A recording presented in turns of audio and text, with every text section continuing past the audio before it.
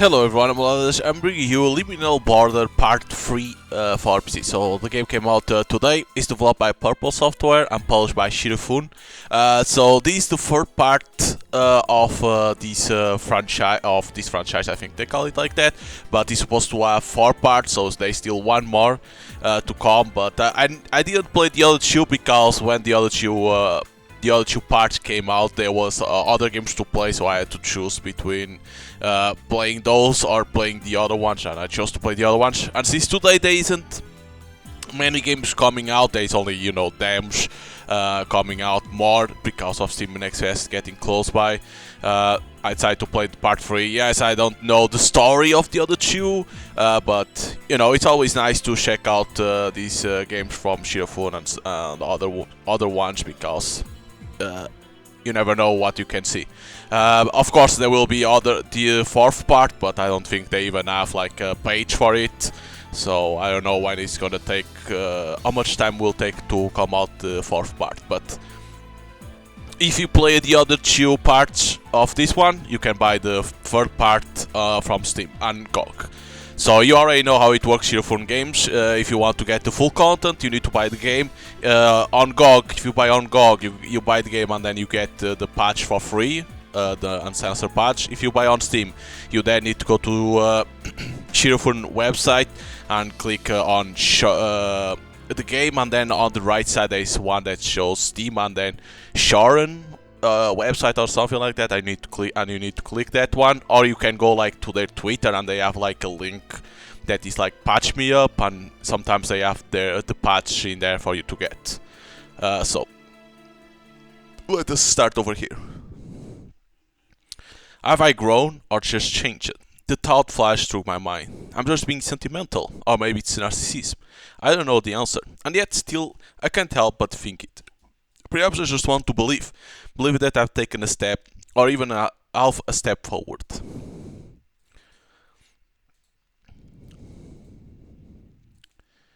Liminal Border Part 3.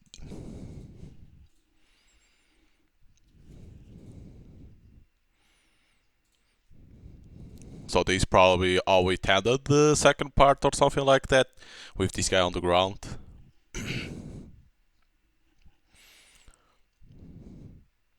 If I'm not mistaken, this has something like to do with Yakuza and stuff like that, for what I pass on my eyes on Steam page.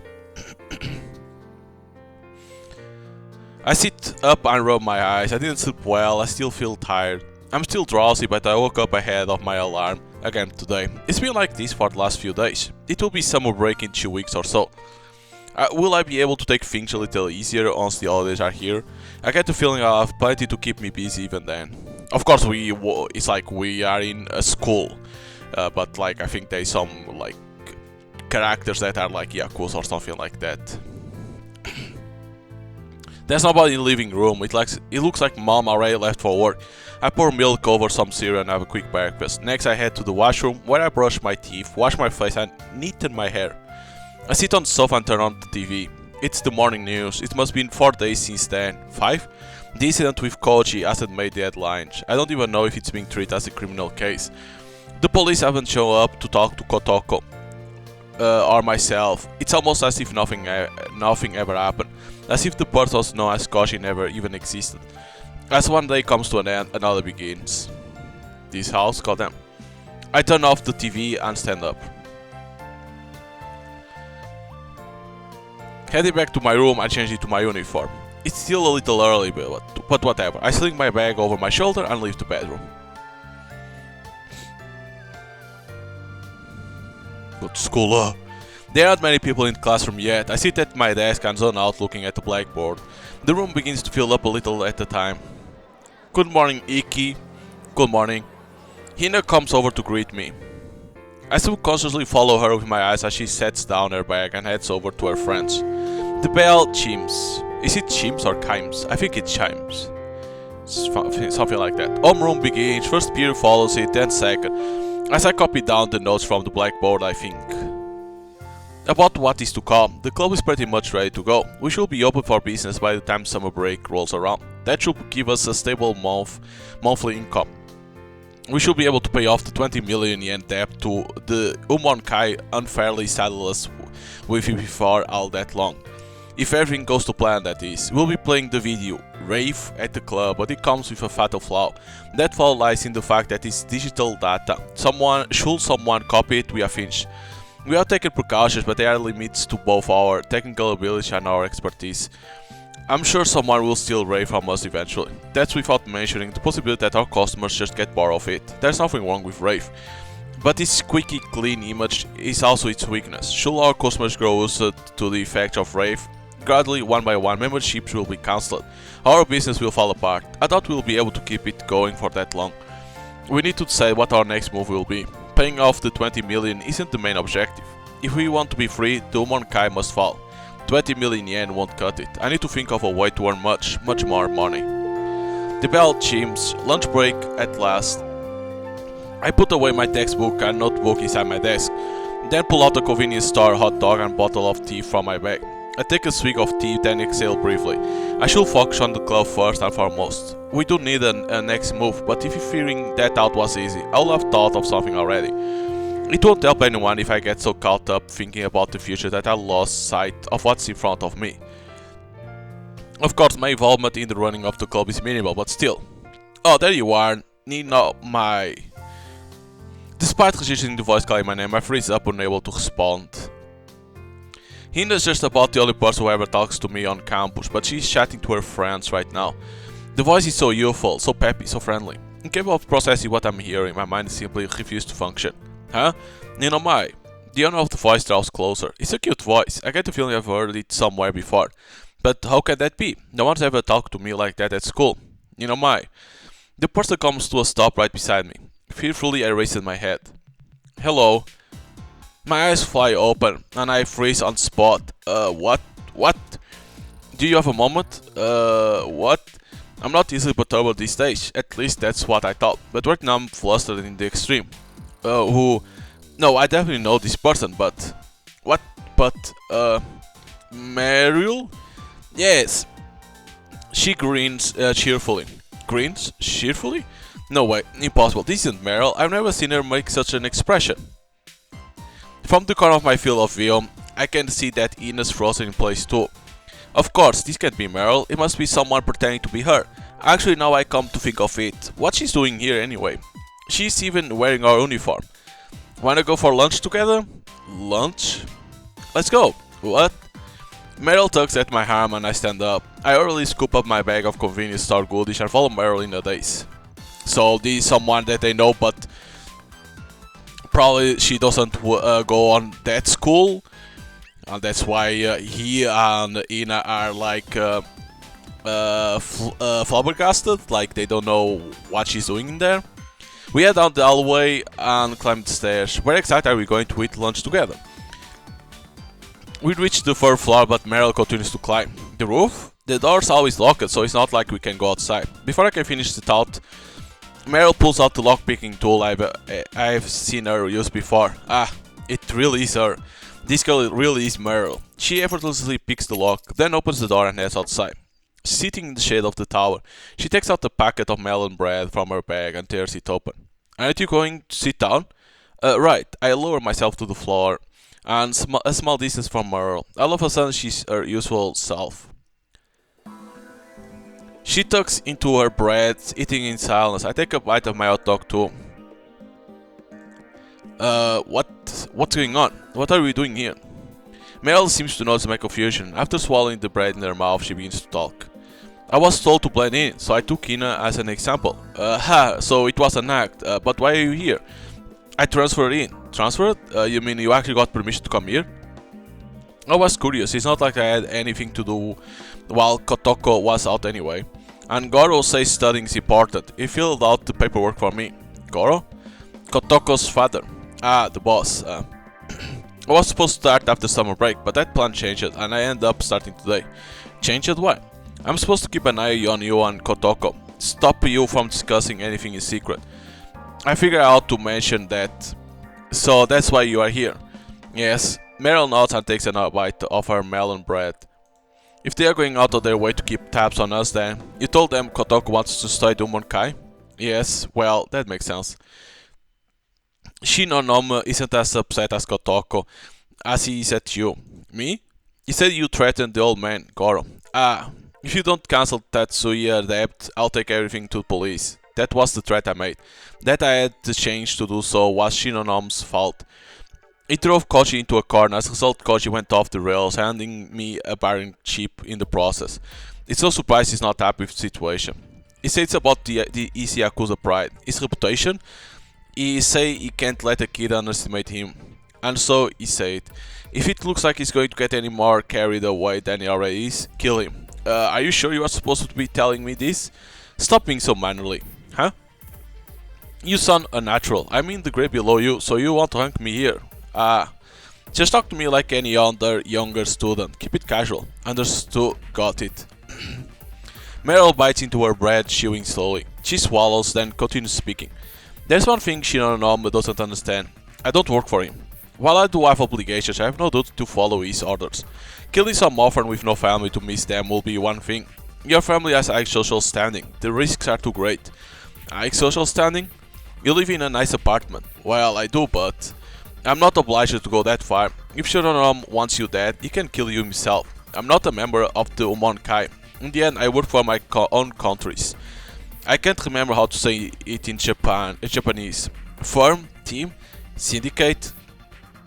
That sounds right. I work for my own country's syndicate, and I act in their interests. If I am to kill you, it will be because you got in the syndicate's way, not to Monkai's. And what are the syndicate's interests? The syndicate wants to gain a foothold to do business in Japan. That's why they need the Umonkai and why they need us. Business. I'm 99.9% sure she's talking about something illegal. And she says us, meaning Meryl isn't the only one here on syndicate orders. If we get in the way of the syndicate's profits, we'll have a foreign mafia after our heads. I include you in my reports to the syndicate. They won't get involved in our disagreement with the Monkai. What if theoretically their sales fell because of our business? That's the Umonkai's responsibility. They'll make the Umonkai do something about it before making me get involved. And if the Umonkai were unable to solve the issue, you'll act? I think so. How likely is that the syndicate could abandon the Umonkai? Meryl's gaze drops as she appears lost in thought as she continues chewing. If they abandon the Umonkai, they lose their foothold in Japan. On the other hand, if they clean up after them, they can use that to their advantage in negotiations. They won't abandon them easily then. If we drive the Umonkai into a corner, we'll have a foreign mafia to deal with. In the other words, if we aren't careful about how we move, we'll only make things worse. If they have deals with any other arms of the Yakuza, that might change things. They might abandon the Umonkai then. That will certainly make my life a lot easier. I don't know everything myself. I can't tell you how things will turn out until it actually happens. It looks like this is going to be tricky. Not that that's a surprise. Thanks for all the info. I didn't think you'll be able to help us anymore. I don't have to follow the Monkai orders, but I am indebted to them. The same goes for Kotoko. She gives me so many tasty things to eat after all. I want to do things the right way, that's all. I see, thanks. There is merit in this for me too. Merit? They ask me so many questions, I didn't know what to do. Questions? Oh. Thousand students are a novelty, even more so pretty ones with blonde hair. I'll be wondering why we are having a conversation like this on campus, but it started to make sense. Dealing with your classmates was a pain. So you are avoiding them?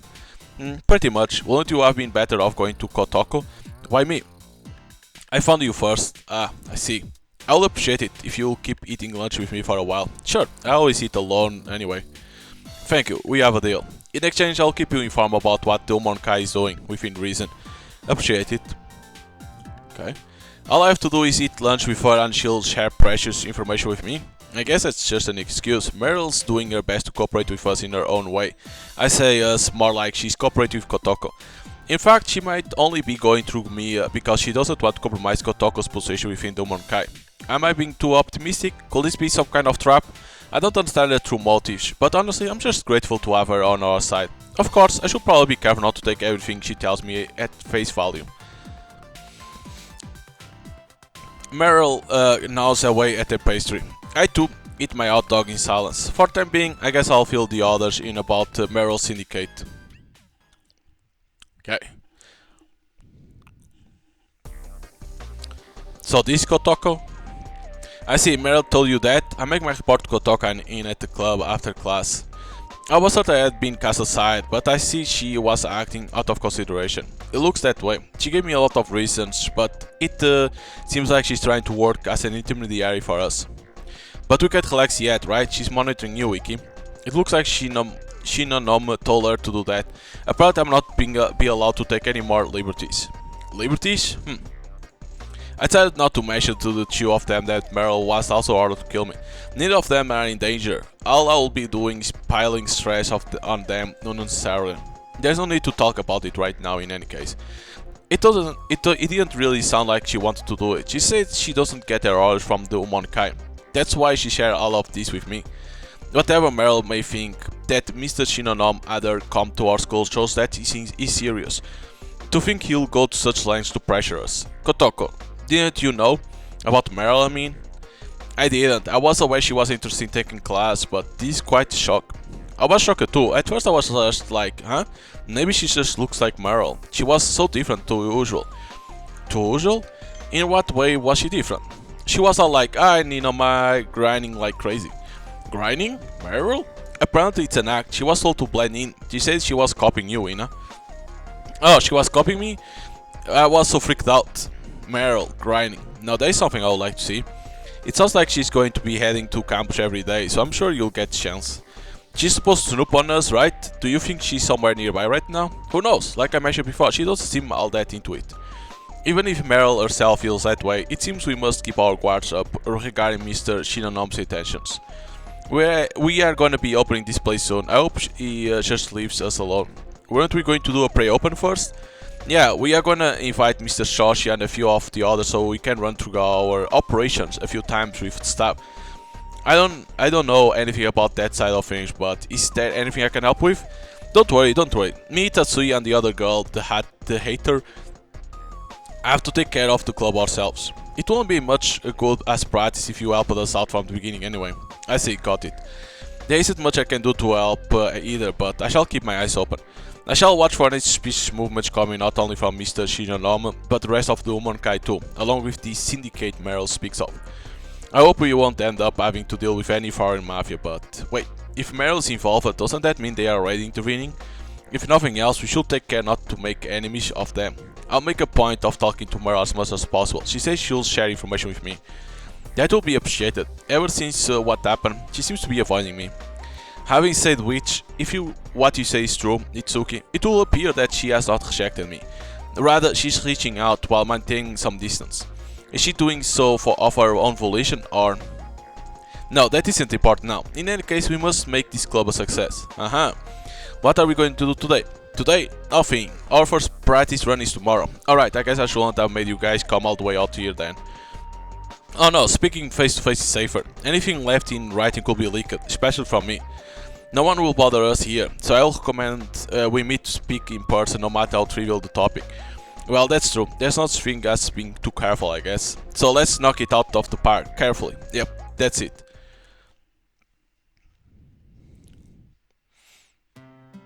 After arriving home, I hit here in the living room, then head back to my bedroom, just a little longer until the designated time. I unlock my window in preparation and put up the PC. I'm zoning out to some anime when I hear the window roll open. Who the fuck is this? Good evening. Reading close to the window and shooting a look at me in my chair, sighs before taking a seat on my bed. I gave her a quick rundown by text, but I go through today's events with her again. The syndicate.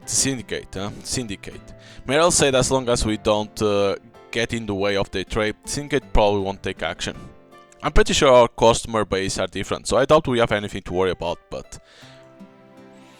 Rin folds her arms, casts her eyes downward and lets out a sigh.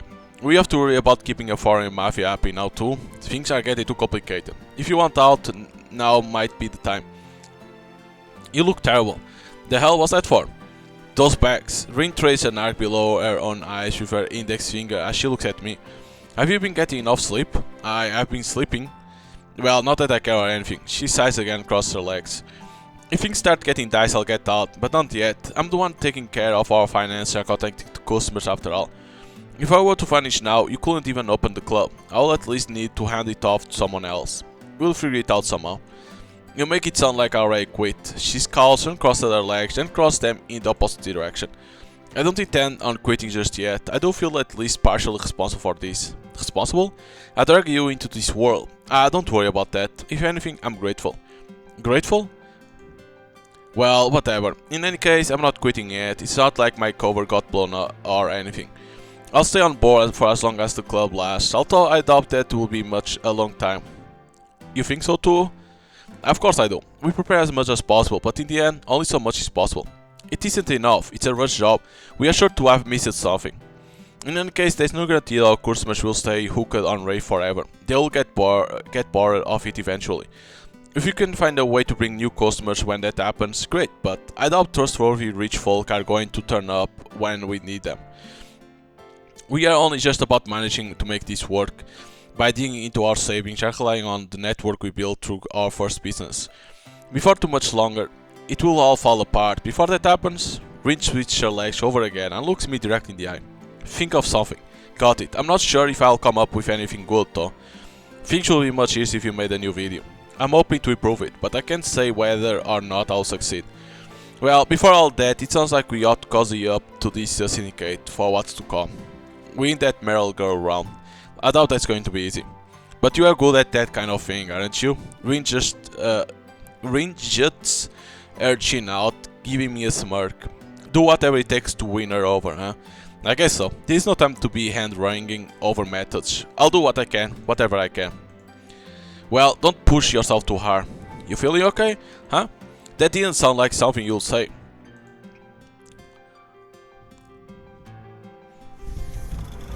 She's going out already.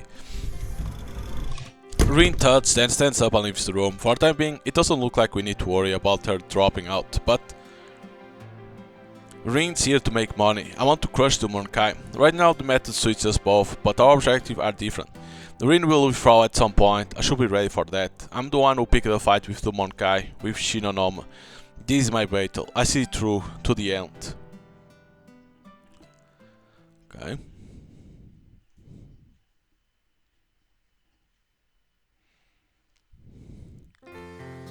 Lunch break. I wait behind for a little while, but there's no sign of Meryl, so I head straight up to the roof deck. She must be in the roof. The door is already unlocked, or maybe it never got locked again after yesterday. I open the door and step out to the rooftop. Meryl is sitting in the same place as yesterday. Meryl glances at me for a moment before taking a bite of her melon bread. I sit down next to her and take my own lunch from its bag. If I don't say anything, we'll probably end up sitting here in silence until class starts. Classmates still bothering you? It's not as bad as yesterday. I mentioned I was staying at Kotoko's place. Now a few of them are avoiding me. So you are allowed to tell them about that? Telling half-baked lies will only increase my risk. If one lie gets found out, others might also. I don't have anything to gain from arousing suspicion. Well, that's true enough. I thought the same before when speaking to Meryl, but she answers questions pretty readily. As long as it's something she's free to talk about, that is. I need to get her talking about the Monkai. Does anyone else from Syndicate live at Kotoko's place? Only me. Why only you? A girl like me living on her own will attract attention. That's why they told me. I see what you mean. I'm relying on the Monkai for food and things too, so I make sure I do the bare minimum they ask me to. So that's the obligation you were talking about. I don't really get how the Yakuza works, but what does the boss usually do from day to day? I don't know. I see, don't know, huh? He's usually at home. He gets a lot of visitors, so he entertains them. Visitors. Underlings, followers, I'm not really sure. Apparently Monkai are pretty close to the top in the Yakuza. Everyone comes to meet Goro. Close to the top? Actually, I remember hearing something about the Yakuza being hierarchically on a TV show a while ago. So does that mean there's a bunch of smaller organizations under the Monkai? If we are going to take on the Monkai, then will that mean making enemies of all of them? It sounds like they are a bigger organization than I imagined. My ignorance may have led me to underestimate them somewhat. Of course, no matter what size the enemy, I have no intention of turning tail and running. If you are interested in the Monkai, yeah? There isn't that much I can tell you. You're better off doing your own research. Well, I would if I could, but... Your ID, huh? Tell me. You mean for the message app? I take out my phone and exchange contact details with Meryl. Okay, I'll be in touch after class. I don't think I see where you're going with this. I'll arrange for you to meet Shinonom. You'll arrange Shinonom? If you want to know about the Monkai, that's the quickest way. That might be so, but only a fool shows hostility without knowing their enemy's strength. If something like this scares you, then you shouldn't have to ever pick a fight with them. Got it, I'm counting on you. With a small nod, Meryl stuffs the last piece of her melon bread into her mouth and stands up. See you after class then. Shoving the bread's wrapper into her bag, she heads back inside. Speak directly to Shinonoma. I'm surprised at how little the prospect frightens me. It's true that it will be faster that way. I have no idea how I should behave though. Well, I'll figure it out.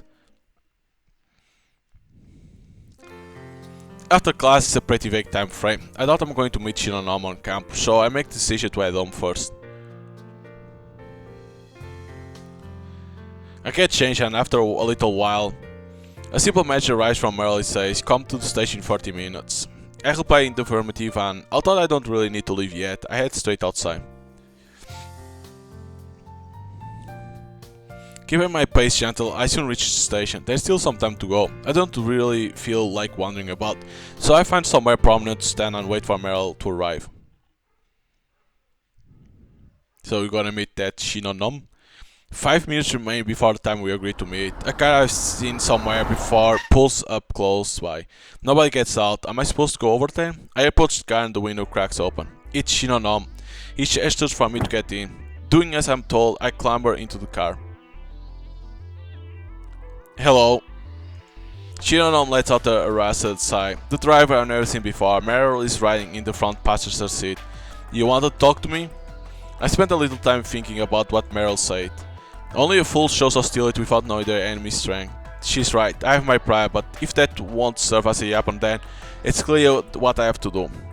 Allow me to apologize. What? I was a little on edge the other day, sorry for being rude. It doesn't matter whether I meant it or not. If licking my enemy's boots get me under his guard, I'll do it. I can't afford to be choosy about my methods. Shinonom looks me up and down, then lets out a snort of laughter. Well, ain't you meek? Since we shall be doing business together, I don't feel that there will be any benefit in my taking a defiant attitude toward you. If that's how you really feel, it looks like the young lady chose a real coward to team up with. He snorts again. I guess he's not going to fall for it that easily, not a problem. Neither of us are letting our guards down. Is that all you got to say? He says he wants to help. Meryl speaks over me before I can agree. Help? With my side job, huh? Why would he? Doesn't know anything about our world. He said he wants to learn. I'm going to let him help me with today's job. Fine, head to Tabuchi's place. Meryl gets out of the car. I excuse myself and follow her. The door closes and the car takes off immediately. Okay, let's go. Side job? You'll know soon enough.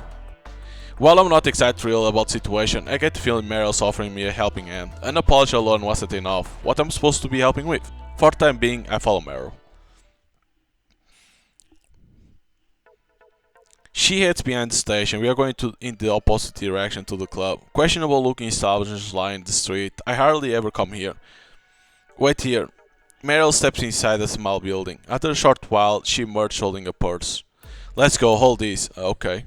I take the purse and follow Meryl, who has already started walking. I probably shouldn't look inside this thing. I still have no idea what I'm supposed to be helping with. We leave the station streets running it behind and enter the residential area. We come to a halt in front of a fairly cryptic looking house and Meryl rings the doorbell. Granny, we are here. Meryl's sudden change of tone and the use of the word granny throws me for a loop. The intercom remains silent. We wait a few minutes and eventually the door scraps open and an old lady comes out. Oh my, I haven't seen you in a while. I brought a friend with me today. My oh my, come in, come in. Excuse us. Excuse us? I head inside, still confused. The house interior is filthy, a peculiar stale smell pervades the place. The lady guides us through to the living room and lays on the tea and treats, but I don't touch any of that if I were you, not unless you want to get sick, she continues. You just keep your mouth closed and keep smiling.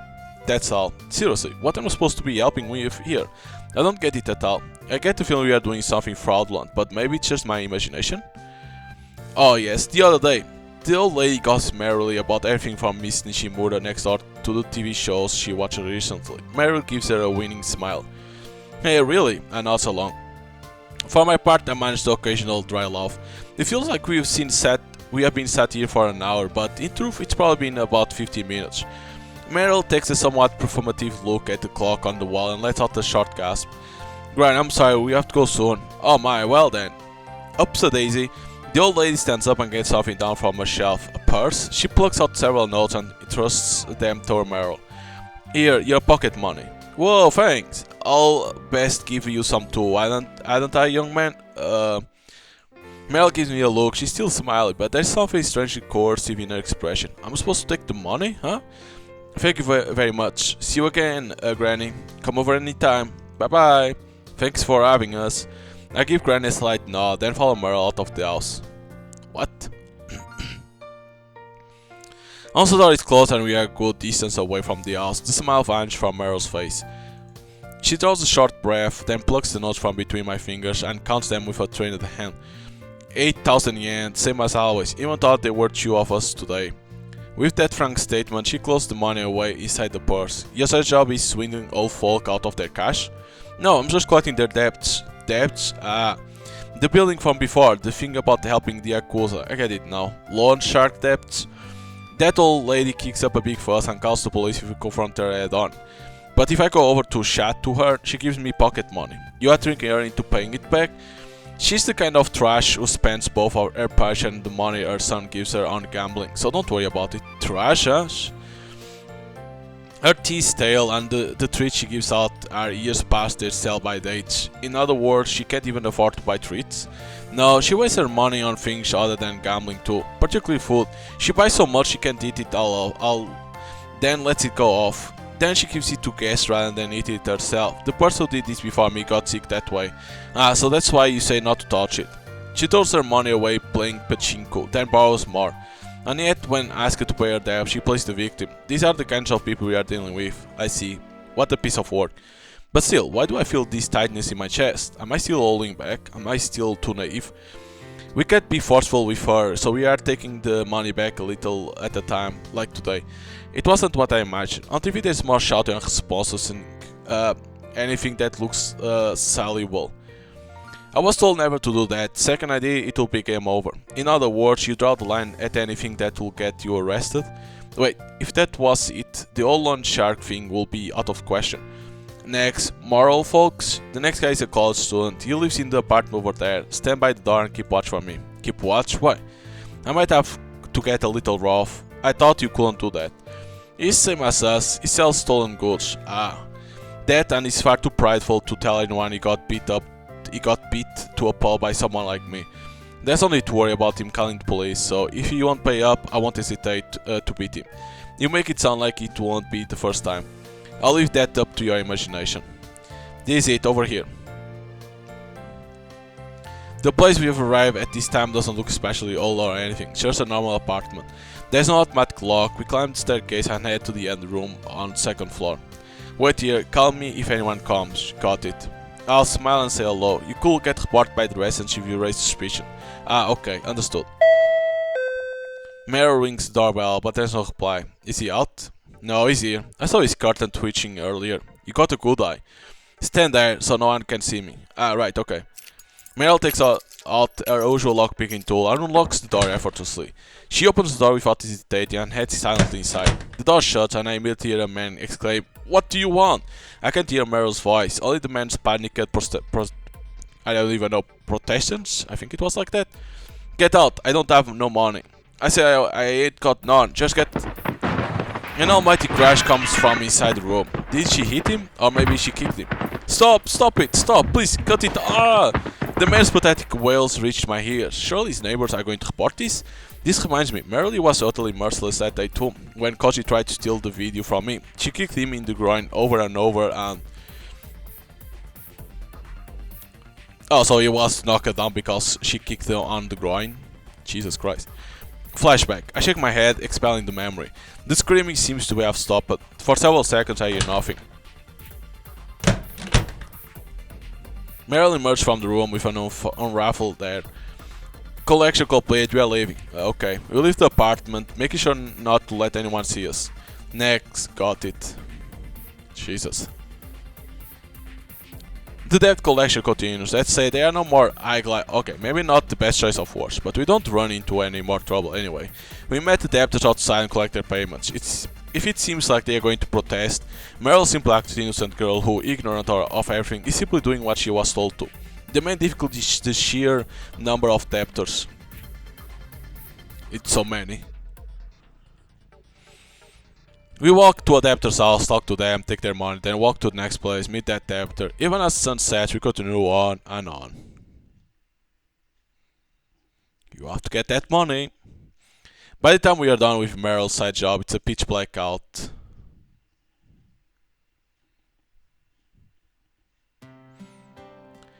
Meryl hands over the collected money to the loan shark and comes out of the building. Thanks for the help. Sure, no problem. Your pocket money. Meryl trusts a 10,000 yen note toward me. I got 20,000 yen. You can have half. Oh, it's okay. I earned a lot today. I see. She pulls the note back without hesitating. Are you hungry? If you won't take the money, I'll pay you in full. Those who work deserve their pay. Okay, I guess I'll take you up on that then. You aren't picky, are you? Nope. Wait a minute. I'll assume we are going to head to a restaurant or something, but Meryl leaves me standing where I am and disappears inside a nearby convenience store. Don't tell me. I bought these inside the bag hanging down from Hermes. They didn't have any melon bread. Which filling will you prefer, cream or red bean paste? I should have known. You can choose first. Okay then, here. She hands me the red bean paste. I got you these two, a 200ml carton of milk. Sherry's takeout special. I thought it was donuts and coffee where she's from. Let's eat over there. Sure, okay. Always eating the same thing.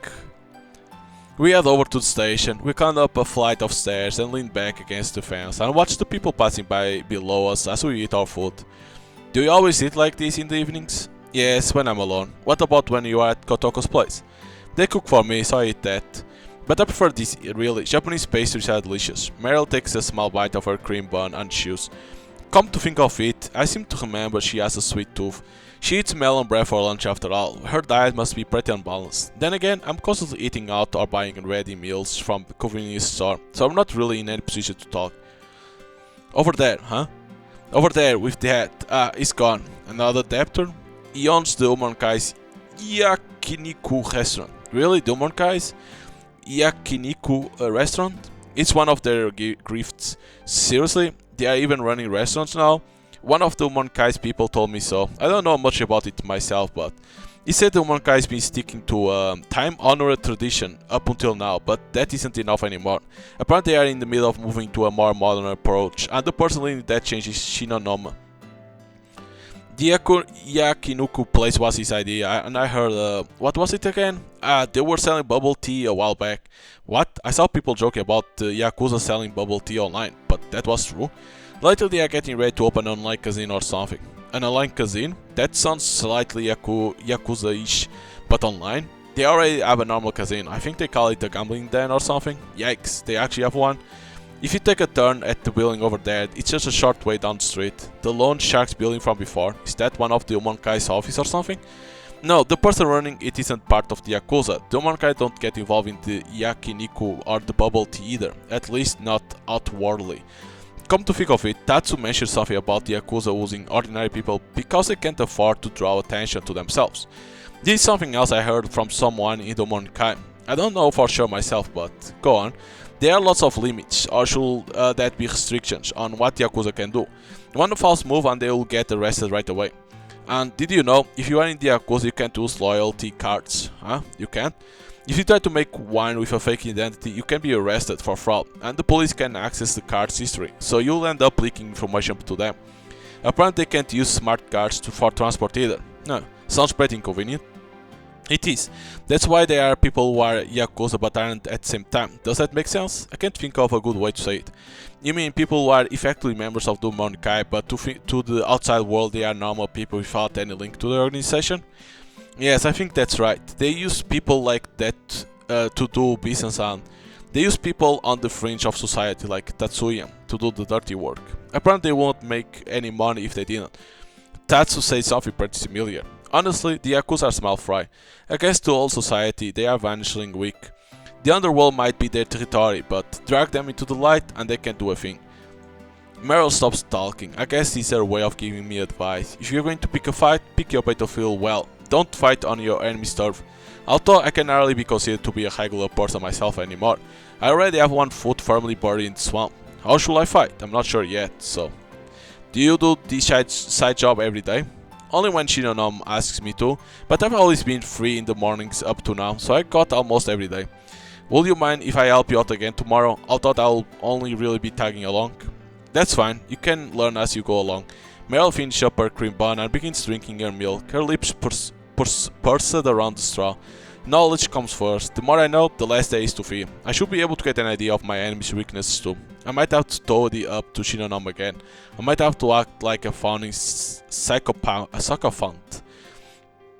But I don't care. Even if the Yakuza are near the bottom of the food chain, right now I'm still below them. As pathetic, as contemptible as that may be. See you tomorrow then.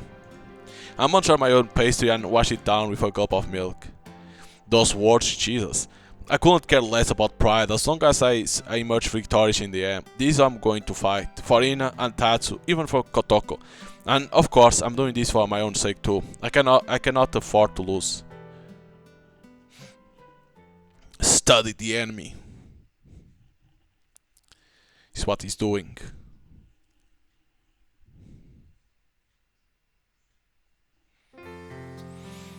I spend lunch break with Meryl, and after class I help her out with her side job. Till such day pass. Whether I'm gaining anything from doing this is understandable to say. The day before yesterday we delivered something, I'm not sure what, to the loan shark's office, and that was that. Yesterday was debt collection, like the first day. We only met 2 debtors though. It was over in no time. We don't have any work today. Meryl is a guest from an overseas mafia after all, and it seems like her usual workload isn't all that heavy. Also, the fact Shinonom doesn't trust me probably has something to do with it. There's so little substance to the work we are doing. It's of little use in learning about the Monkai. Honestly, it's been a bit of a letdown. However, Meryl makes plenty of interesting comments. Whether or not I can make use of those is down to me.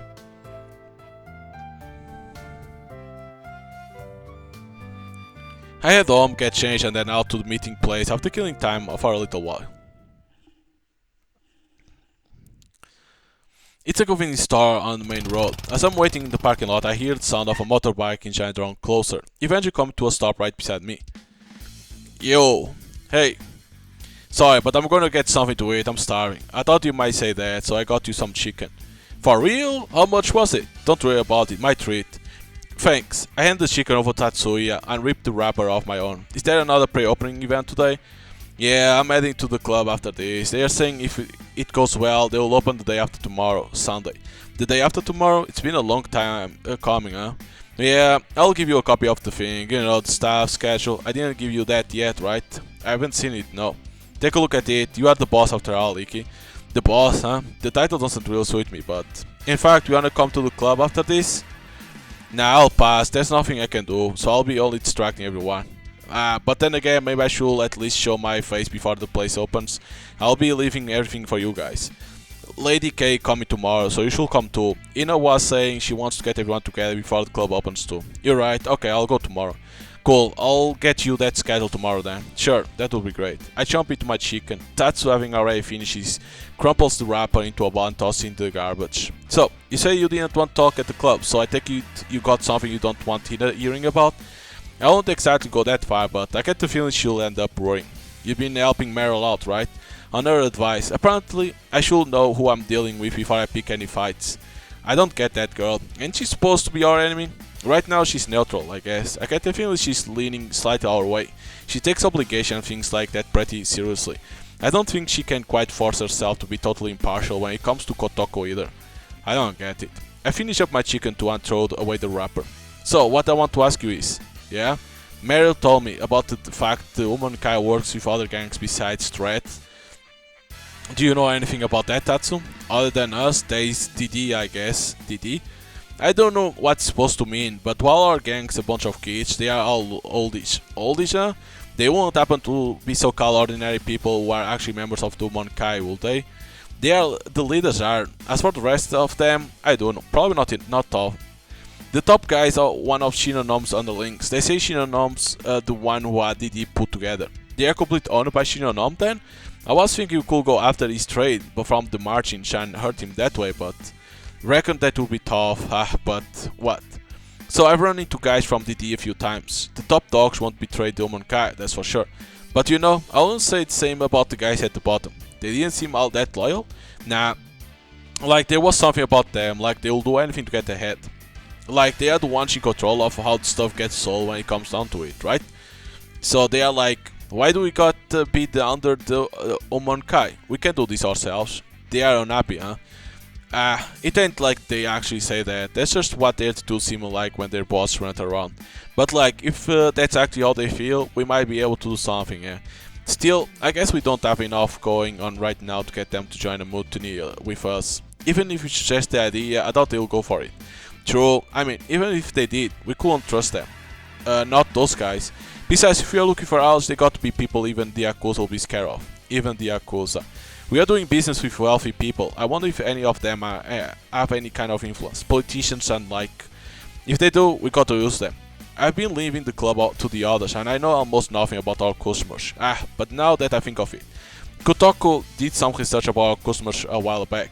You gotta ask her if any of them are politicians? Yeah, I doubt any of them are, but it might be a good idea to get her to share the information. I'll ask Kotoko about it.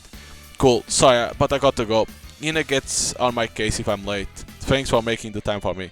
It's cool, let me know right away if anything else comes up. Will do, see you later. See ya. Tatsu starts his bike and I watch him right away. Standing up, I tap out a message to Kotoko as I walk. Good evening, you did some digging on our customers, right? Do you have data for anyone other than Katagiri? Sent. Realizing I've left out a lot of detail, I follow up. I was wondering if there was anyone who might be useful in our future endeavors. I think about writing in our fight against the Monkai, but I can't discount the possibility that Kotoko father or Shinonom might see her phone. I should probably take care to avoid sending her anything that could be inflammatory. I don't want to end up leaking Shinonom boots for no gain. Just as I go to put my phone to sleep, it vibrates. May I call you now? I call Kotoko from my end in lieu of a reply. Yes? Hello, it's Itsuki. I felt speaking to you directly will be preferable to communicating by text. Do you have time now? Yes, I'm free. With regards to your request, I do have some data. However, I only research our investors. Should you need information on all our customers? I see, you don't have it? I did think about researching them, but there was a slight issue. Last time I had a member of our organization do the digging for me, but this time, Kotoko's wording becomes vague. If she were to use someone from Domon Kai, Shinonom will have access to that same information. Our customers' data might become our weapon. If that are possible, it would be better to have someone who's not part of Domon Kai look into it. Doing the research myself or even having someone from Dread do it will be difficult, I bet. What's more, we experienced suspicious behavior when we were recruiting investors, correct? Almost as tough Mr. Shinonoma were trying to pressure us. Yes, I never did get to the bottom of that. This might be a groundless fear, but I think we ought to be cautious. There may be some among our customers who are beholden to Mr. Shinonom. In such a case, we should leave any research to someone who is an expert in the field. An expert. In other words, I suspect we are both thinking of the same person. Kotoko lets out a short laugh. Meryl is more or less obligated to assist the other side, but I get the impression that she'll be sympathetic and willing to be flexible. Or to put it more accurately, when it comes to trustworthy people, with knowledge and skill set we need, Meryl's the only person who comes to mind. We have no choice but to rely on her, no matter the risks. I don't know of anyone who is an expert at this specific type of research, but I'm sure she could make it work somehow. Do you think she'll do it for us? I don't know. However, if you were the one asking Itsuki, then perhaps. It does seem that she's been very accommodating of you to us after all. I'll ask, it's got to be worth a try. Yes, please do. That's right, about the club, have you heard? I heard from Tatsu. If everything goes well today, it's opening the date after tomorrow, right?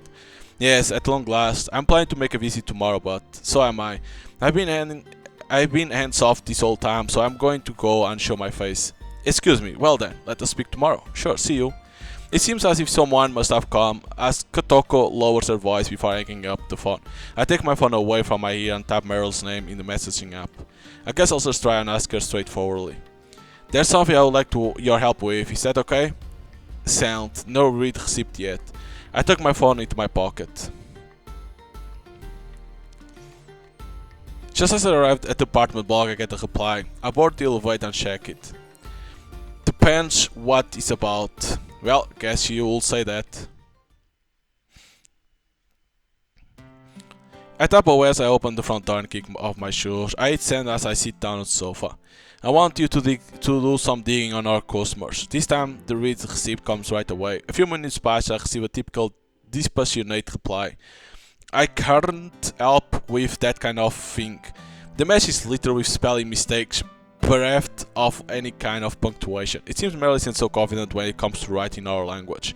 There's something almost endearing about it, but in reality, Meryl is an underworld professional without the slightest reluctance towards violence. Something about the mismatch is unnerving in a way I can't quite put my finger on. Well, leaving that aside, anything that doesn't work against humankind should be fair game. This isn't about our goal, I just want to avoid risks. It would be bad if the police got involved. I want to look out for customers with trouble. There's no one else I can ask, can you help me? I send another message trying to stick to simple words and phrases. It ended up being a pretty vague message, but I'm sure Meryl will get what I'm trying to say. Let's see what we get. I got a read receipt, but there's no sign of a reply yet. One last push. I will pay a fair price. I tap send and realize something missed a start.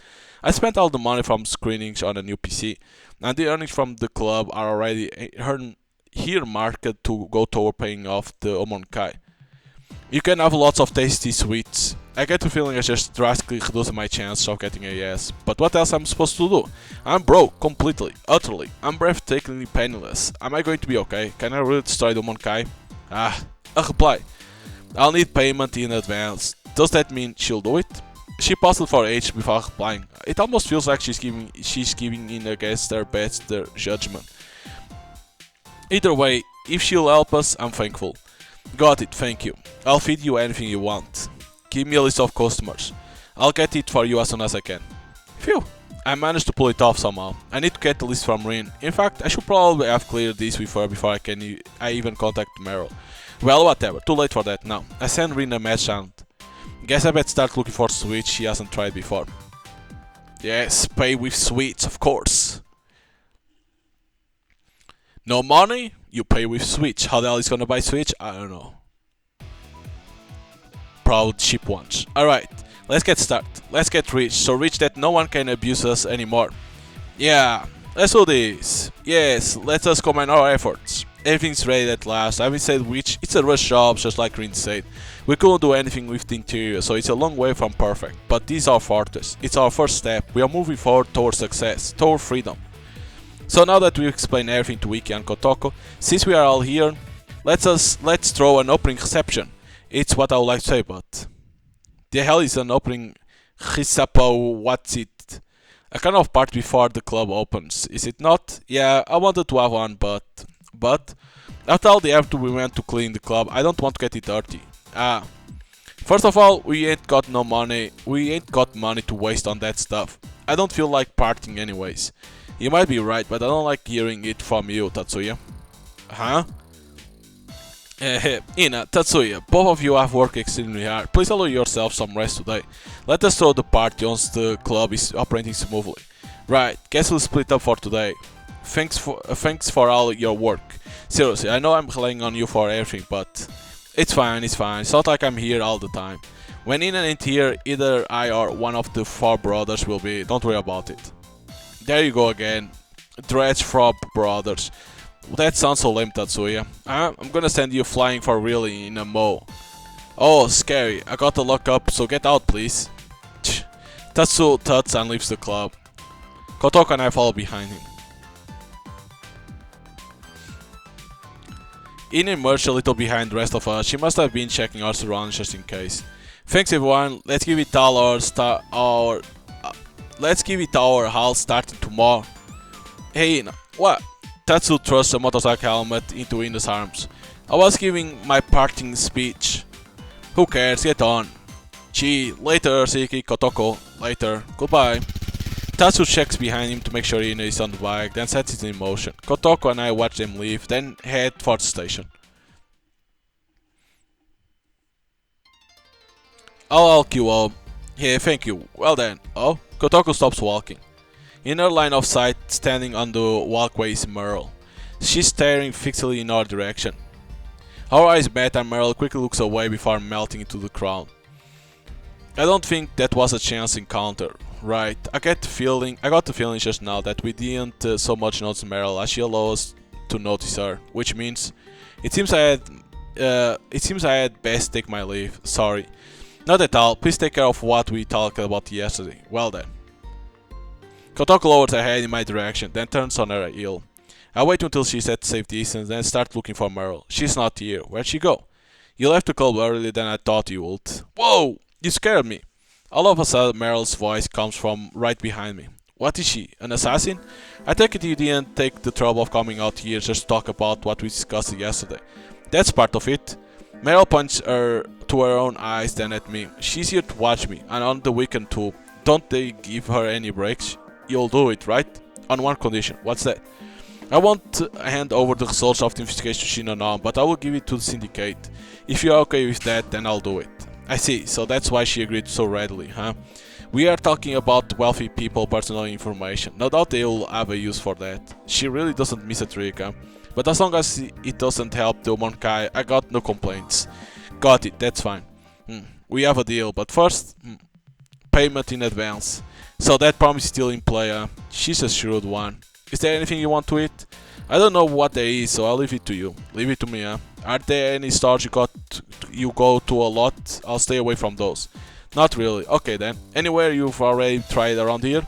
Kotoko brought me one of those fish-shaped pastries, and I've tried Japanese-style sweets. I already ate donuts too. Ina brought them as a souvenir, or I guess a snack. I remember that. Anything else? Other than that, I've tried pretty much everything at convenience store. Do you not go to other kinds of stores that often? No, I do all my shopping at the convenience store. I see. In that case, you like baked goods, right?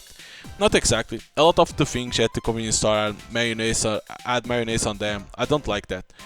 The sweet ones are nice, like melon bread and things with chocolate inside. So you like sweet things?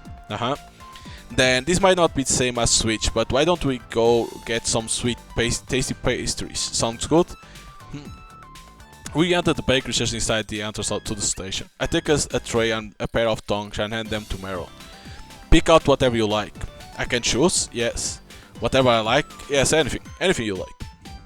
Maybe it's just my imagination, but I could swear I just saw her eyes sparkle. Meryl approached the pastry-filled shelf. There are so many, I can't sight. She clicks her tongues as she gazes at the pastries. So people do that in other countries too, huh? I wonder if it's a universal thing. Meryl is deep in thought, but right now she looks just like any other girl. No one will ever believe she was kind of berserker who lay into someone without a moment's hesitation. If she wasn't involved with society's dark underbelly, could we even have ended up being normal friends? No, I guess we'll never even have met in that scenario. I'll take a melon bread for starters. Apparently this one's fresh out of the oven. Okay, I'll take that too. I recommend this one, it's dark cherry flavor. It's both sweet and sour, it's really good. I'll take it. Oh, and the curry bread is great too, but you only like sweet stuff, right? I like curry, I'll take it. The tray quickly fills with bread and pastries. Each one costs between 300 and 500 yen. Some of them even eat 600 plus. I thought I'll be safe here at the bakery, but this could actually get pretty pricey. My mom brings things home from here occasionally, but I never actually bought anything here myself. I thought it will be cheaper. I'll take this one too. Another pastry hits the tray. How many does that make? How much is this going to cost? I doubt it's more than I have on me, but any more and things are gonna start getting pretty tight. But I say she could have anything she wanted. I can really tell her to stop now. This one looks tasty. The pile grows up again. Meryl, surely you have enough there. Surely you can't eat all of that, right? I guess that will do. Okay, then let's head to the... Oh, donuts, I'll take these two. That will do. Shall we go to the checkout? We'll line up at checkout and wait our turn. I pay using my digital wallet, flinching as the total flash up on the screen. I pass the pastry stuff bag to Meryl, and we leave the store. God damn. That was a lot. Do we have a deal now? Meryl nods, her eyes glued to the contents of the bag. Does she want to eat them right now? Do you want to come to the club? There shouldn't be anyone there right now. Over there is fine. Meryl looks up at the walkway. God, let's eat up there then. Meryl turns her back to me and makes for the stairs. Following her, I come up onto the walkway. Meryl stops in the same place as before, leaning her back against the fence. I sit down beside her. Do you want some too, Ninome? Nah, I'm good, you can eat it all. Meryl gazes into the bag and after a moment's deliberation, picks out a chocolate Danish. She takes a small bite, crumbs fall from the Danish as she chews, her expression incrustable. Question. Meryl swallows and a single word passes her lips. What? What specific do you want me to research? Specifically, huh? If you don't want to say, that's fine, but it might affect the accuracy of the results. Meryl said she wouldn't hand over the results to Shinonom. I don't think she's the type to play dirty tricks. I can take her at her word. In which case, wait, you won't tell Shinonom? No. How about the boss? Mary tilts her head to one side as she chews on her pastry. She continues to chew for a moment before a look of realization dawns on her as she swallows. Correction. I won't tell anybody in Domonkai. I will tell my associate in Syndicate. Got it. If she's willing to promise that much, I should trust her. I wasn't lying when I say I want to know if any of our customers might bring trouble. I don't want the police involved, and above all, I want to avoid us getting brought down from the inside by anyone under Shinonom's influence. But what I really want to know is if there's anyone who will cooperate. No, wait, that's not it. A half-hearted attitude won't get me anywhere. I'm looking for anyone we can use when we are dealing with the Omonkai. Someone with so much money and power that even the Yakuza can touch them. We have Rave, Ines Business and our club. We'll be able to get dirt on them. We got the means and the environment to make that happen. I'll do anything, no matter what it takes. Anything else will just be waiting to get crushed. So you want me to find out how powerful your customers are, is that right? Yeah, I guess so. One more question, okay? This is just a doubt of my own. You don't have to answer if you don't want to. Why do you want to end the Monkai? I think it will be easier and more profitable to stay friendly with them and line your pockets. You got the point, but then it will be easier. We'll be their slave for good. Well, I could make a run for it whenever I felt like it, but I can't say the same for the people I care about. They are so tangled up in all this, and there's no easy way out. Tatsuya and Nina? Yeah, that's right. I want those two to be free. Their debt is gone, so we are halfway there, but that isn't enough. If you don't destroy the Monkai, they'll never have a real freedom. And that's why I want power. Why I'll do anything to get it. Our advantage lies with our wealthy customers. I want to make the most of it. Kotoko likely has her own reasons. She's... never mind. I guess it's nothing to do with me. Don't you think you could patch things up soon? With Kotoko, I mean. It's not like we are fighting or anything. It's just hard to be around her. It will make things awkward? Pretty much. Meryl pops the last bite of her pastry into her mouth, then brushes the crumbs off her hands and takes out her phone. Next she takes a melon bread from the bag as she taps away. She begins to chew, crumbs cascading from her mouth once more. Suddenly her brow furrows. Hey, what? They are only rich people on your list, aren't they, Ninomai? I think so. They are original customers from the initial business, and I'm told they won't deal with anyone whose identity and funds weren't checked. What's the matter? I was checking the list and comparing it to the loan shark's list of debtors just in case, and there's a match. What? With the list of loan shark debtors, so they aren't actually rich, they are just putting on a front? Not good. If the list I gave Meryl is useless, my agreement with Meryl will be meaningless. Give me until tomorrow. I'll get the hater to look into it. They paid the loan back in full after one day. What? Huh?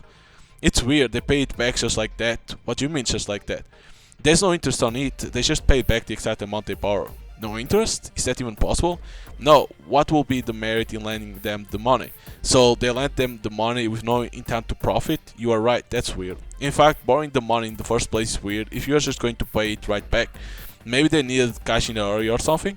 Cash. Meryl sinks her teeth into her melon bread and takes her smartphone in both hands and flicks at the screen patiently. She comes to an abrupt halt, then returns her bread to her hand and chews as she stares at the screen. He is a VIP at the gambling den. The gambling den? The one the Monkai runs? Meryl takes a bite of her pastry without answering. The casino only allows cash. He probably lost too much money and ran out, so they lent him the cash without interest to squeeze more out of him. They won't usually lend money without interest, not even in that situation. This person is getting special treatment. Meryl faces her phone toward me and taps the screen. This person, I can't read the characters, but you should remember it. He might be the rich, influential person you're looking for.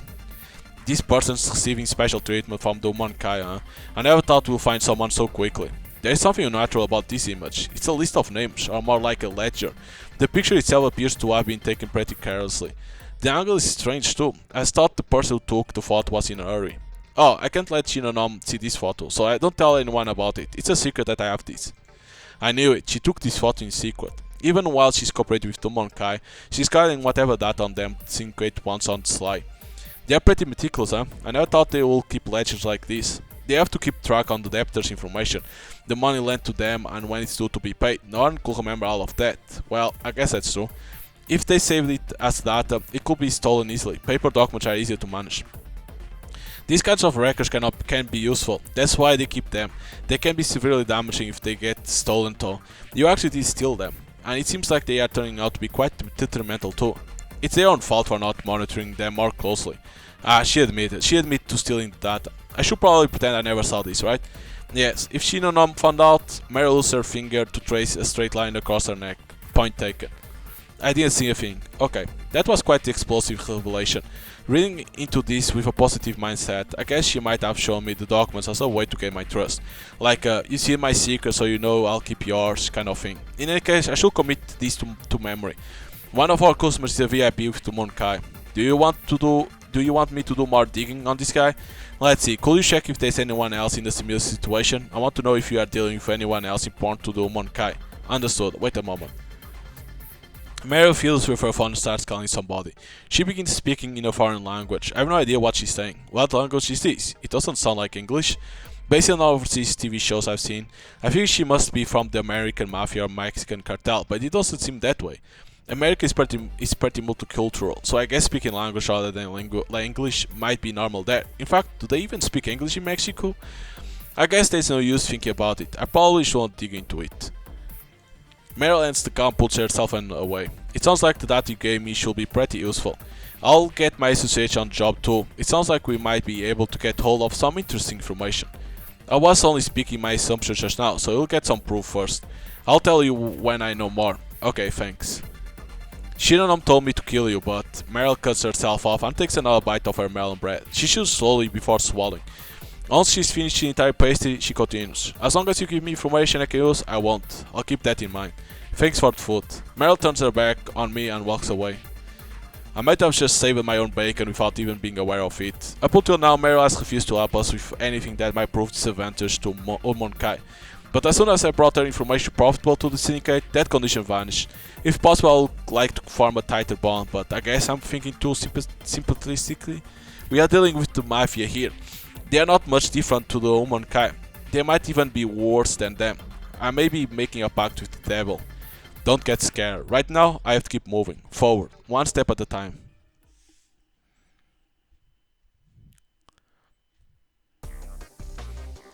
I return home, and after I give everyone the lowdown, Rin comes over to my room, saying she wants the detailed version. She's being more cooperative than I'll expect, this Meryl girl. I guess I was just lucky that our interests happened to line up. I'm sure she has her own motives. So, one of our customers is a Umorkai VIP. Not that there's anything unusual about that. We can't be 100% sure about any of these, mind you. We are still gathering evidence. It's a pretty sure thing though. It feels like the last piece of the puzzle just fits into place.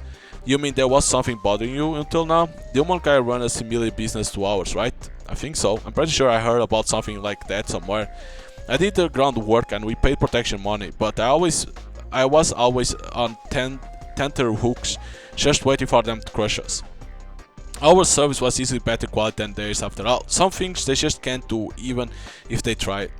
But they just let us get on with it. They never once got in the way. If one of their VIPs was a customer, they wouldn't have been able to do anything rash. When you look at it that way, it all makes sense. It's the same with the club. They tried to hijack it, but they never stopped us from working on it. That means there are people they can't afford to upset, including some of our customers. It looks like these people have been bailing us out without us even knowing about it, but if we upset those people ourselves, then it's over. Exactly, jeez. Just more things to stress about. Rin lets out a deep sigh and lolls back against the backrest. We finally managed to open the club too. There's sure to be more trouble waiting. Whatever happens, that's we set the club, it will be fine. You are hardly doing anything, so that's easy for you to say. Rin stands up and glares at me. I can't afford to take my mind off the place from the moment it opens till the second it closes. If the server were to go down, I'll need to address it immediately and I have to manage stuff too. Yeah, but in exchange you get to stay behind the scenes. Rin makes an annoying thudding sound and slumps back into my chair. I know I keep asking this, but what? Are you really sure you are okay, Itsuki? You are so obviously run down, but there's this scary gleam in your eye. Really? It doesn't feel that way to me. Are you on something? Don't be ridiculous. I never thought the day will come when you'll be worried about me. It's throwing me off. Should I ask? Ask what? About what happened with that Koji guy? Are you sure you want to hear about it? It might mean you lose the option to bow out whenever you want. Unusually for Rin, she appears shaken. I don't mind telling her, not if she really wants to know. If she's willing to wade into this swamp with me, if her conviction is that strong there, never mind. Rin avoids my gaze and stands up. I'm sure you'll tell me I'm throwing you off again or something, but be careful. That Meryl girl may look cute, but she's mafia, right? If she comes after you expecting something insane as a payment for cooperating, I won't help you. I know that, thanks. And she goes. Rin glances in my direction, then leaves the room. The club opens tomorrow. I built a friendly relationship with Meryl, at least for now. I just have to keep moving forward, one step at a time, before I'm completely consumed by this bottomless swamp. One step at a time, one step at a time.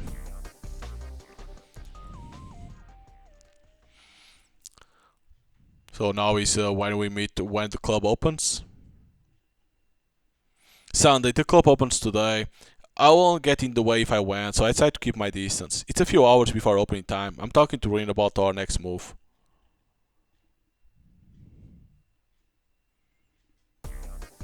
Hey Tom, we already have everything set up to broadcast a stream. I figure we might be able to make more money if people could watch it at home.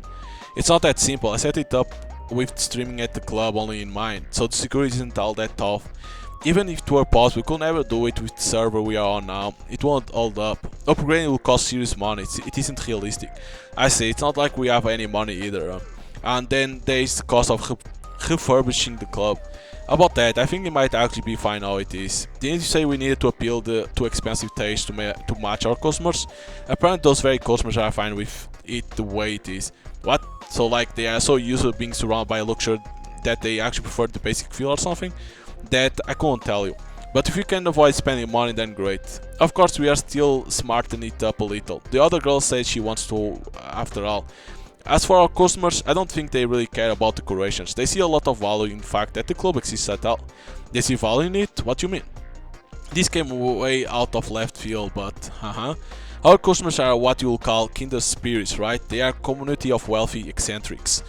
Up until now, most of their interactions took place online, but our club changed all of that. Now, these elite people, who previously only ever spoke over the internet, have a chance to mingle in the real world. Our club has become a sort of social haven for wealthy eccentrics, a secret society.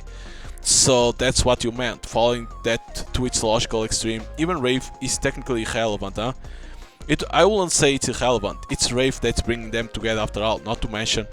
Do you remember who we made advance to first when we were recruiting investors? The person with the most influence, wasn't it? Right, the de facto head of that community. Apparently just being a member of the same club as that person is proving to be strong additional incentive.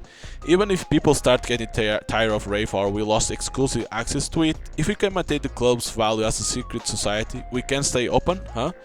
Taken in a positive light, yes. If the leaders jump ship, the whole thing will crumble. That's probably what will happen if we rest on our laurels and do nothing. Do you have any ideas? Of course I don't. Right now I'm desperately trying to stay on top of getting the club open. I just wanted to make sure you were aware of the situation for now. I'll think about the future once things have settled down a little. You should do too, Itsuki. Say something, why don't you? Are you nervous? What? You came here to take your mind off things, didn't you? Even if that was the case, is there any need to point it out? Says the one who always says more than needed.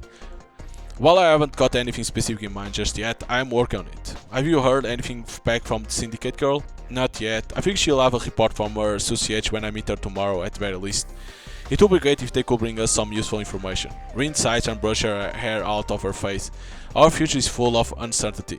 It's no surprise that even Rin's getting nervy. But in the end, the opening day goes off without a hitch. We get a report from Mina, but things went so smoothly, she doesn't have much to say. Okay. And then next day, Monday comes. It's almost as tough though Rin's prayers have been answered. We received a piece of information that defies all our expectations. We did some digging on the man we talked about the other day. How you go? You'll probably be disappointed. He's a friend of the Umankai. He's involved in running Yakuniku, a place and the like. Since they are all French, he didn't have to pay any interest, that's all. He does have connections with politicians and such, so he's kind of powerful person you're looking for, but he's far from being someone the Umankai can touch since he's one of them, huh? Threatening him will be pointless. That's just get you reprisals from the Umankai. That is pretty disappointing, or rather, we really do have members of the Monkai among our customers, huh?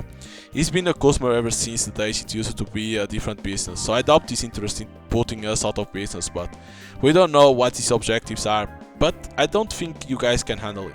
You won't be able to make an ally out of him. One wrong move and the Monkai will get involved. Got it, thanks. I guess it's not gonna be that easy, huh?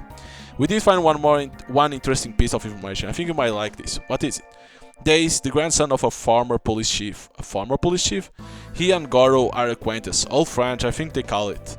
So the Monkai have links to the police after all. I don't know exactly how much sway a former police chief holds, but he'll probably be able to cover certain things up.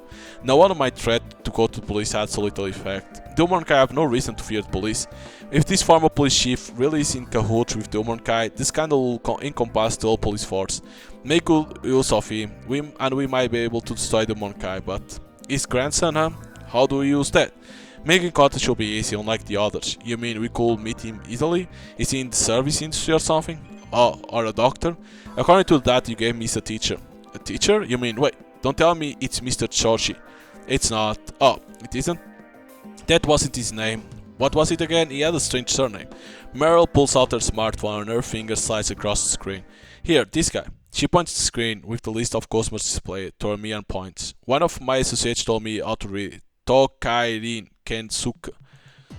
We don't know where he works just yet. Choshi might know who he is, so I'm planning to go and ask him today. Meryl. He definitely knows who it is. Because it's him. This is Mr. Choshi. No, I told you, his name is... You can read these characters as To, Kai, Rim, and Hin, sure, but taken together it is reached Sochi. Why? I can't help you when it comes to why, but either way, that's what it says. Meryl turns the screen back toward herself and furrows her brow, looking deeply unconvincing. So, this character reads Sho, this one reads Who, and this one reads She? Well, maybe, I guess. Why? I don't. Japanese is too difficult. If I didn't know him, I probably wouldn't be able to read it either. Our list of customers has each person's name, profession, and contact details, but it doesn't include how to read their names. It must be pretty difficult to find Meryl to use. I should have been ready to help out with things like this. But who could have imagined Mr. Josh will turn out to be the grandson of a former police chief? It's the first time I've heard anything of the sort. How can he cut loose the way he does, knowing there's a police officer in his family? Wait, perhaps that's exactly why he can do it? If knowing he can always get Gramps to cover everything up is what lets him behave that way. You're gonna go meet Mr. Sarsi today, right? Wanna come? Oh, I'll come. Let's meet at the front gate after class. I'll get in touch with Mr. Sarge and let him know we want to talk. Understood. Did you learn anything else? That's everything for now. Got it, thanks. Keep up the good work. Okay. Meryl nods and bites into her melon bread. I ate my rice ball too as I turned the information over in my mind. Mr. Sochi, grandfather is a former police chief. Is that something you can use to our advantage or not? I have no idea how to use this information, or what we'll need to do to make it useful. But for the time being, I want to hear what he has to say. I'll have to get him to make time for us one way or another, even if he's busy. It was that guy that he was talking about, Jesus. As I wait outside the gate, after classes I promise, Meryl comes running over, smile on her face. Bye bye! She waves goodbye to her classmates and says, let's go, and starts walking.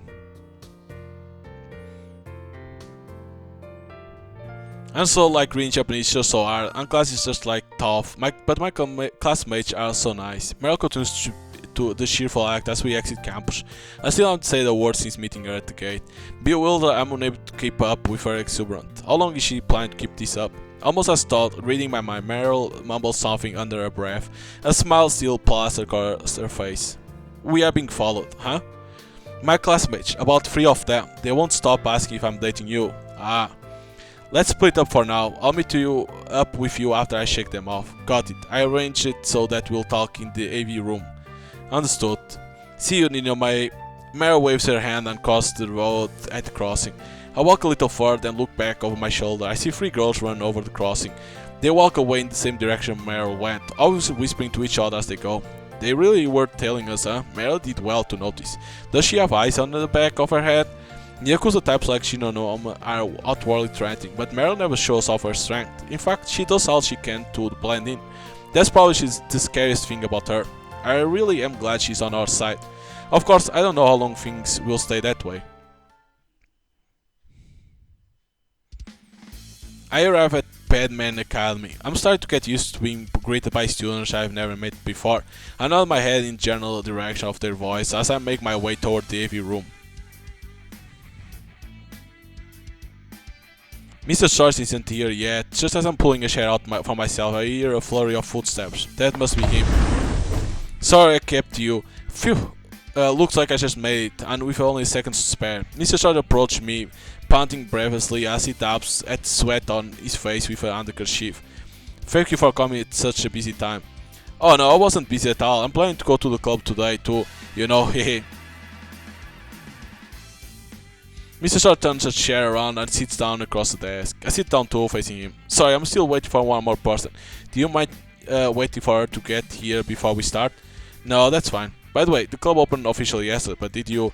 Yes, I did. I had a visit. Mr. Short's eyes sparkle as he latched onto my question. It doesn't seem like he has any complaints, not that I needed to ask. Being able to watch the video as much as I want is great, of course, but being able to share the experience with others is just fascinating. Normally we wouldn't be able to meet each other unless we made our own arrangements, you know? So I love how convenient you make it for us. It's so nice getting the whole gang together in one place. We never usually get to meet in person. Just like Green said, the club value lies not only in getting to see Rave, but also in meeting the people who got there. I thought I can't help but wonder if it isn't embarrassing meeting people who share the same perversions as you. Anyway, it seems like it's safe to say the relationship between our customers are going to be an important part of how we do business from now on, which means we have some unused space near the entrance, but do you think we should make a spot where people can get together to chat? Oh no, I don't think that will be necessary. Being able to have a quick chat with whoever you run into the bathroom feels just about perfect. After all, you do get the odd person who can't read the room that just starts talking about work. I go to that club because I want to forget my real life. That kind of talk spoils the fun, you know? Ah, I see, that's a good point. I guess there's a sense of distance that comes from being an adult member of society. Maybe Rin and Ina set the club to keep customers apart as much as possible with that in mind. It looks like I'm really better off keeping my mouth shut when it comes to the club. I like both the consideration and the tact for it. If I were to ask for one thing, it will be music, I guess. You can really hear what's going on in the next room. But once you start zoning out, you don't care about any of that, so I guess it doesn't matter, hehe. I'm planning to go there again today, as soon as it opens. Mr. Short cuts himself off at the sound of the door opening. Meryl enters and sits down next to me. Oh, what an unusual pair. Wait, that uniform. I thought you always dressed casually. We are not here to talk about me. Ah, you are a cold one. Meryl doesn't even bother with her greeting, and her attitude is blunt, rude even. For some reason, though, Mr. Darcy seems delighted. Are we all here now then? Ah, yes, thank you. Well, in that case, you want to talk about something. It's about your grandfather. I wasn't expecting that one. I assume this will be about the club. It's a former police chief, correct? Yes, that's right, but I'm surprised you knew that my grandpa's an old cop. Meryl frowned slightly and glanced in my way. It seems she still had her misgivings about Tokairin being read as Shochi. What did you want to know about my grandpa? His connection to the Umonkai. Huh? The Umonkai? You mean Mr. Teshigawa's place? I've been aware for some time that the leader of the organization was acquainted with a former police chief. One of my associates realized that the former police chief had the same name as one of the Ninomai's customers. I couldn't read the Japanese and assumed it must be someone else. If it was a former Ninomai, I would have come here to investigate without knowing it was you. Haha, it's a difficult name, isn't it? Plenty of Japanese people can't read it either. Meryl screws up her face, clearly unsatisfied. I bet she'll lose her mind if she realizes just how many Japanese words are pronounced exactly the same as others or have impenetrable readings. But if you're asking me about Grandpa's relationship with those people, I'm afraid I don't know. Hearing about it just now was a shock even for me. I was able to find several incidents of problems caused by the Umonkai that were quietly dealt with that by that former police chief. Whether he received money in exchange or was paid with something else, I don't know.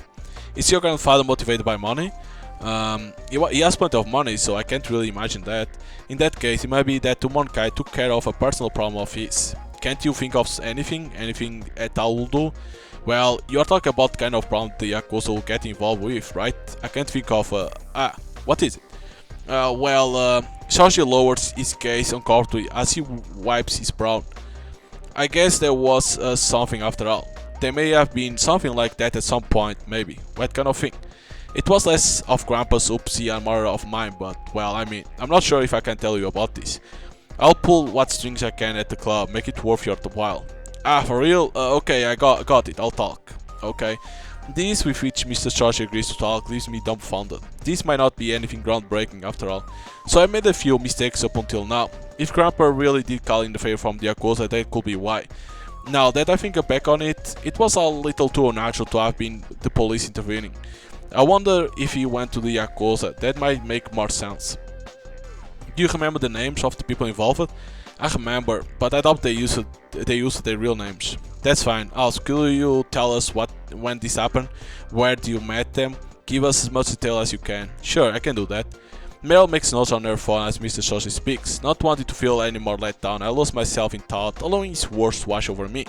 Mr. Shoshi's grandfather, top price in police force, used the Humankind to cover up his grandson's personal problems. No doubt Meryl asking for details to help her find evidence of that, assuming for now that it's the truth.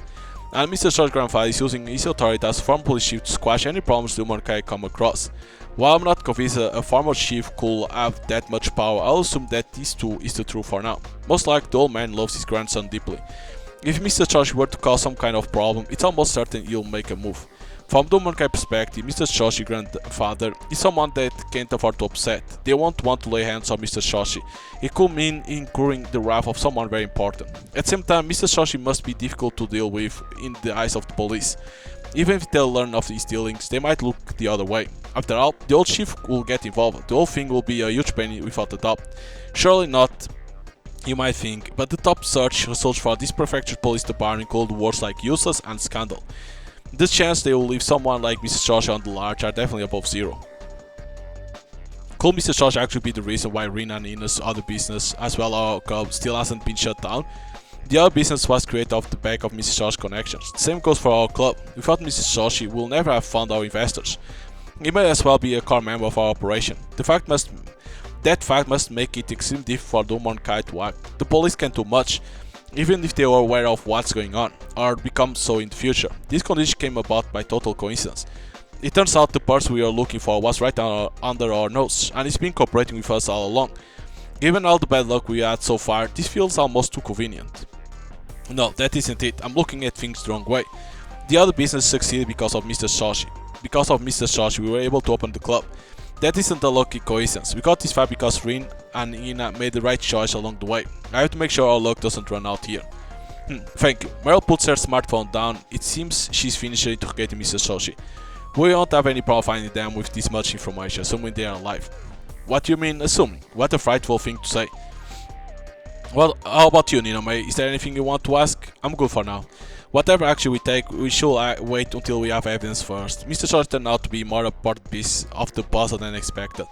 Now that we know that, we need to make sure we get every bit of use out of him we can. Thank you very much, you've been a real help. Not at all, so about my past mistakes. What's on is on, so don't bring it up anymore, okay? No problem, we settled this peaceably. Something about that didn't sound very peaceable at all. Must be my imagination. See you. Meryl stands up and trots toward the door. Thank you very much. I'll get back to you about your reward. Please do. I think Mrs. Shoshi and follow Meryl. We'll leave Batman and start heading home. I had hoped to go and see Tatsu, but oh well. Guess I'll fill him after I part ways with Meryl. I guess it was fairly productive. Although we don't know yet if the Humankind really were involved or not. I couldn't care less about that personally. Meryl taps her at their smartphone and points it at me. Audio begins playing back. Is this Mrs. Shoshi voice? You were recording that conversation? A scandal involving a former police chief and a confession from Shoshi himself is not a bad result. Are you planning to threaten him? I'm not the one who decides that. Meryl stops recording and puts her phone away. I don't know whether we will lose it or not, but you can never have too much of this kind of thing. A scan involving current police chief instead of a farmer one would have been better, but even a farmer chief seems to have a certain amount of influence, so this should be useful. Meryl cracks a rare smile. This must have been a pretty big coup to make her let her guard down like this. You seem pretty used to this. Guiding intel is one of the most basic skills. Information can be more useful than guns too. She really is a pro. I can hardly believe we are around the same age. Yeah, we need Meryl. Even now, she's helping us out somewhat while keeping a certain amount of distance. But I want to build a strong relationship with her. One where I can be sure she'll come to our aid no matter the circumstance. How can I make that happen? Forgive the sudden change of such, but what? This kind of personal question. You don't have to answer if you don't want to. Why are you working for the syndicate, Meryl? There's no reason I should answer that, but a moment's hesitation. Meryl sighs and opens her mouth to speak. I've asked you personal questions too. I don't want to be unfair, so I'll tell you. I don't have any reason in particular. Sure, I just don't know any other way of living. It was your only choice? That isn't quite it. I didn't make any choice. I barely even remember it now, but my mother died when I was little. Her boyfriend was in syndicate. Syndicate took me in and raised me. The person who looked after me was half Japanese, or maybe a quarter. I can't remember, but that person decided to teach me Japanese on a whim. When the syndicate said they want a foothold in Japan, they chose me as part of the team to come here because of my language skills. That's all. I never chose a thing. I didn't have anything in particular in mind when I asked the question. Meryl answered almost as thought, engaging in a little small talk, but all I can do is listen dumbfounded, unable to even nod in response. We live in utterly different worlds, we see things in a totally different way, but she never chose a thing, huh? I wonder. Are you enjoying school? Why would you ask that all of a sudden? Well, I mean, even if you are going to class on Shinonom's order, you didn't mention being interested in going, right? I figured that was one thing you did choose in a way. I may have mentioned wanting to go to school, and is it fun? I don't know yet, everyone seems nice, but... Japan is a pretty peaceful country, the food is good, even internet is fast. Kotoko buys me sweets often too, life's a lot better here than back at home. After living like that for a while, I think it might be interesting living a normal life, I guess. Just think about it. If you were given the choice, would you live normally for the rest of your life? That's a hard question to answer. I'm not gonna tell anyone. Of course, I won't force you to answer though. If it meant I got to eat delicious food forever, it might be not so bad. I see, huh? I ought to have known. For a moment I thought we live in different worlds, but deep down we are the same. There's no difference. Meryl is a normal person, a normal girl. In that case, Meryl, what? Why don't you fight with us to get that normal life, to be free? Meryl responds with a sigh. Right now I'm helping you because our interests line up and because I owe Kotoko. But you can't even beat Humankind. To me, in my interest to help you bears no merit. If you want to say things like that, do it once you got more of the strength you need.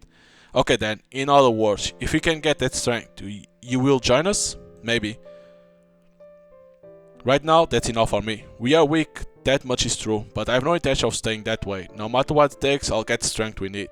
When that happens, I'm sure Meryl will join us. If, deep in her heart, she really does harbor a desire for freedom, that is. I'm not talking, no more questions. Okay, thanks. I say I couldn't care less about the thing with Soshi, but I'll do some background digging for you. You sure? You already paid me, I'll do my job. See you, I'll let you know if I find out anything. With those words, Meryl turns on her heel and disappears down the side road. Today was pretty productive, I think. Funnily enough, it looks like Mr. George might be just the person we needed. If we can just make the best of use of him, we should find ourselves in an advantageous position. And what's more, the biggest scoop from my personal point of view has to be Meryl. We have a chance to build a strong relationship with her. I felt something when I was talking to her. We have been lost in the dark, squirming frantically with no hope, but now a ray of light has pierced that darkness. A single thin, radiant thread. At least that's how it feels to me.